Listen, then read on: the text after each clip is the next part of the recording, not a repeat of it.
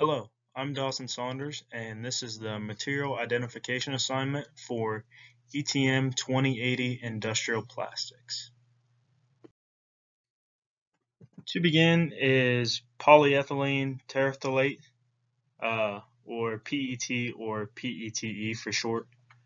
It is a thermoplastic and it is recycling code 1. I found 16 of these items around the house. Some qualities of all these items: strong and lightweight. Some of the popular uses are packaging for food or beverages, but as you can see, it's used for some other things like hand soap or cleaning products.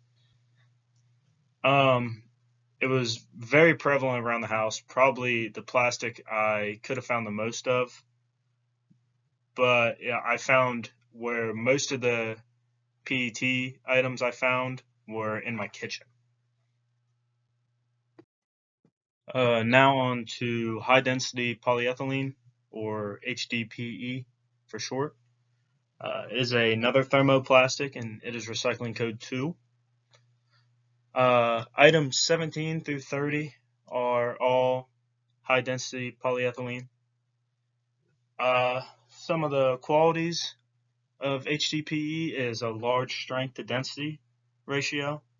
That's why something like a milk jug that only weighs 2 ounces is able to carry a full gallon of liquid. Like I said, most common use is containers for milk or cleaning products. Where I found a lot of the high density polyethylene was in hygiene products and bathroom cleaning items. So stuff you would see, so like a body wash in the shower or maybe a cleaning item under the sink. That seems a lot of that stuff seems to be made of HDPE. And then in the right picture, you can kind of see the deodorant bottle or the pill bottle. And then the last thing I really noticed about HDPE was it's common in almost all the spray bottles around my house were all HDPE. Okay, so now on to polyvinyl chloride, or PVC for short. It is a thermoplastic as well. It is recycling code 3, and items 31 through 46 were all PVC items. Some of the qualities I discovered about PVC and these items is PVC is very versatile. So you can get something as heavy duty as, say, in picture 32, like the siding on my house, but you can also get something that's flexible, like 35 and 36. The picture on the right really shows the household items I found, but what I noticed the most is the items. I found a lot of PVC items in the garage. So for example, like the hard hat, that hose, the boots, the shower curtain, and then outside the house. So it was definitely the most spread out category of plastic as far as around the house goes. Okay, so next is low density polyethylene, or LDPE. It's a thermoplastic as well.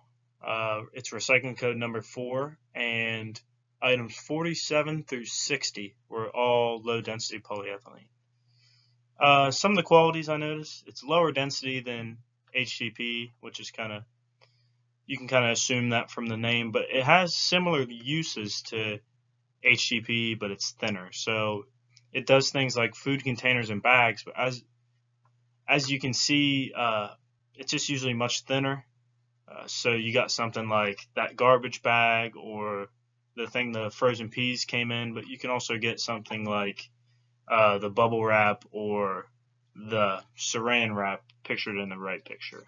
With all that stuff being said, it was very prevalent in the kitchen and in the refrigerator in my house. Now on to polypropylene, or PP for short. It is another thermoplastic. It is recycling code 5. Polypropylene is actually the kind of plastic I found the most examples of around my house. So it takes up items number 61 through number 78. Some of the qualities I found of polypropylene and these items are it's a very versatile and durable plastic. So you can see in picture 78, that outdoor chair, that's something that's going to have to be durable, withstand against weather. And then you can see it's versatile as well with something like number 70, where it can just be a folder or something like that. Its common uses are kitchen containers and other sorts of utensils. You can see the straw and stuff like that. It's very prevalent in the kitchen and most hygiene products. So, for example, number 63, the toothbrush, or number 68 being the comb. Just kind of items like that are usually polypropylene.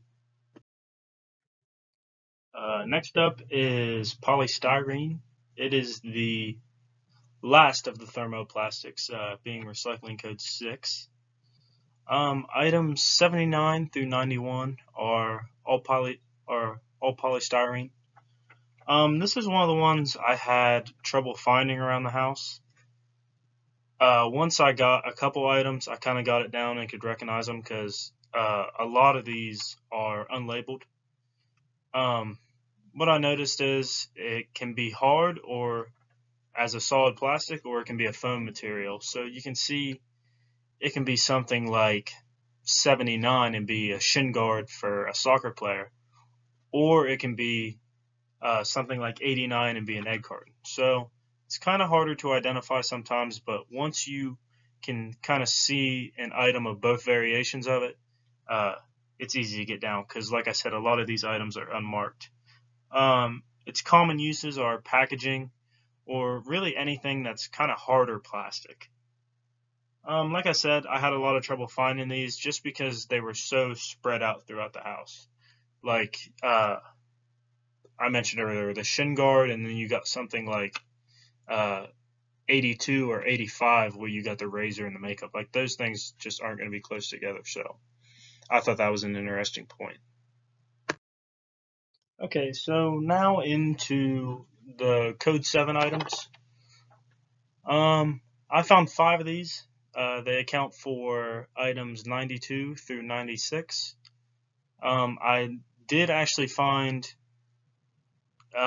2 plastics from group 7. So I found ABS, which is what item 95 is, that remote. It's also what the calculator is made out of. And then I found polycarbonate, which is what number 92, the safety glasses, are made out of. Some qualities of code 7 items: they're kind of hard to recycle, and similar to when I was talking about polystyrene, these items had very sporadic appearances around the house. Like one being my phone case, and then something like a TV remote or a calculator, and then you have something like a cup or safety glasses. So it's just kind of, there's various applications for code 7 items. Okay, so now on to thermoset plastics. I did find one of these, with that being silicone. Since there's only 3, I'm just going to explain what they all are. 97 is, the arrow is pointing to the seal on the lid of that cup.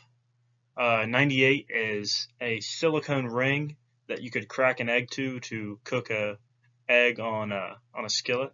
And then 99 is just a spatula. So, like I mentioned earlier, silicone is a thermoset. Its most common uses is for seals or sealants or cooking utensils. With it being a thermoset, has stability at high temperatures, which is what you need with all 3 of these items, really. The lid, I mean, if you're drinking something hot out of it, needs to be stable, and then obviously number 98 and 99 are going to be used for cooking. So it has to be able to withstand the high temperatures. Okay, so for item number 100, I have something from the other plastics category, that being PTFE or Teflon. This was actually pretty easy to find. It was just kind of around all the other tapes. This specific application is plumber's tape to help seal off pipes. Some qualities I found on Teflon. It's got a high melting temperature, which is useful when it's around pipes that may have hot water or something like that in them. It's often used as an insulator to electronics. And it was rare around the house this was probably the only item in or around my house made out of Teflon, so it was pretty rare. Okay, and last but not least, I actually went a little overboard and I didn't discover this till my final count. I have 101 items. The last item would go under the other plastics category, and that is Acetol. I picked up this lighter and I was kind of curious. I'm like, I wonder, this would have to be pretty heat resistant and tough. So I looked it up on, you'll see this in the next slide, but in my references, I said it on actual Bic's website that Durlin is the specific name of the Acetol in this case. Some of the things it mentioned, the qualities of it has high tensile strength and stiffness, and along with those qualities comes just its ability to be durable and thin. Okay, and to wrap up this presentation, here's the references I used to identify the unlabeled items. So like I mentioned in the previous slide, number 1 is the Bic lighter, the Acetol plastic. That's how I identified that. Number 2 is the safety glasses that were in the group 7 items. I used visionsource.com to determine that they were polycarbonate. And a third reference is for the siding. On chemicalsafetyfacts.org, I discovered that it was made out of PVC. So that'll conclude this presentation.